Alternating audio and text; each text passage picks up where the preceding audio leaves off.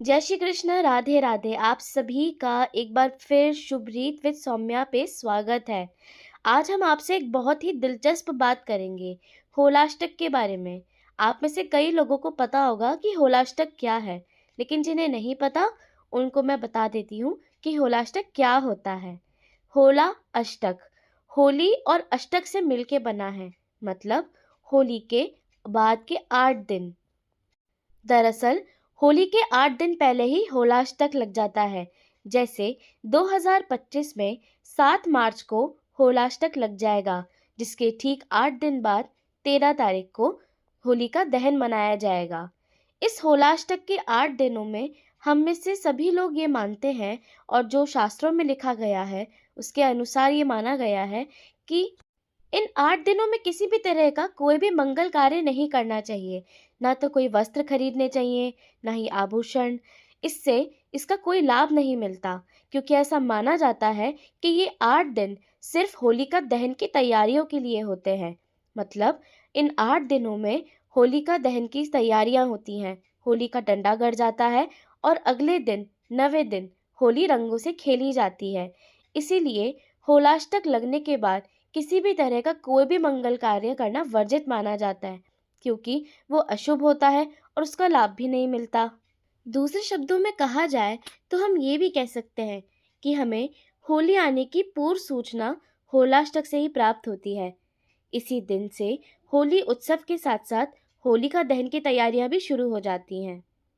होलाष्टक के दौरान सभी ग्रह उग्र स्वभाव के रहते हैं, जिसके कारण शुभ कार्यों का अच्छा फल नहीं मिल पाता।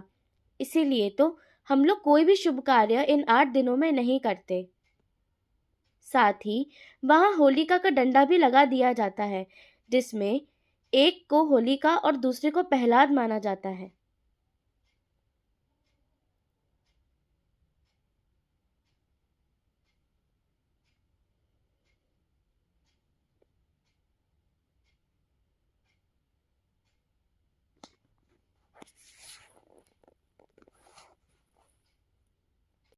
आप में से कई लोगों ने वो कहानी सुनी होगी, हिरण्यकश्यप, प्रहलाद और होलिका की।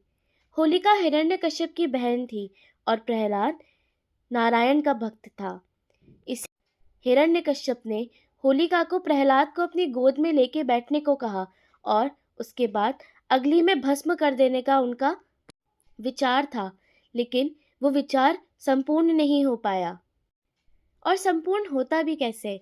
एक तरफ होलिका थी, जिसके पास वरदान की एक ऐसी चद्दर थी जिसमें वो कभी अग्नि में जल नहीं सकती थी, और दूसरी तरफ नारायण का सच्चा भक्त था, वो था प्रहलाद। अपनी भक्ति और विश्वास के चलते प्रहलाद होलिका की गोद में जाके बैठे, और होलिका ने वो चादर ओढ़ ली। जैसे ही अग्नि प्रज्वलित की गई, चमत्कार स्वरूप होलिका की चुनरी प्रहलाद पे जा उड़ी और होलिका का दहन हो गया। प्रहलाद सुरक्षित निकल आए। यही थी धर्म पे यही थी अधर्म पे धर्म की जीत, एक सच्चे भक्त की जीत, एक अच्छे श्रद्धालु की जीत।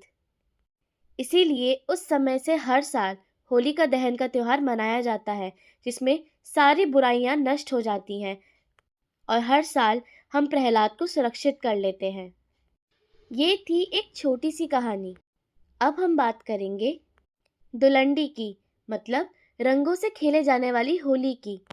तो दोस्तों, 13 मार्च 2025 को होलिका दहन के अगले दिन 14 मार्च 2025 को रंगों की होली खेली जाएगी, जहां हम सभी अपने रिश्तेदारों को, भाई बहनों को और सभी को रंग लगा के होली की ढेर सारी शुभकामनाएं देते हैं।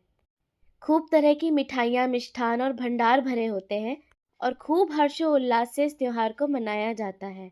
तो दोस्तों, आप ज़रूर बताइएगा कि आपको ये जानकारी कैसी लगी। आप हमसे जुड़े रहने के लिए इस चैनल को सब्सक्राइब कर सकते हैं, ताकि धर्म से जुड़ी बातें और त्योहारों से जुड़ी बातें आपको हमेशा पता चलती रहें। जय श्री कृष्ण।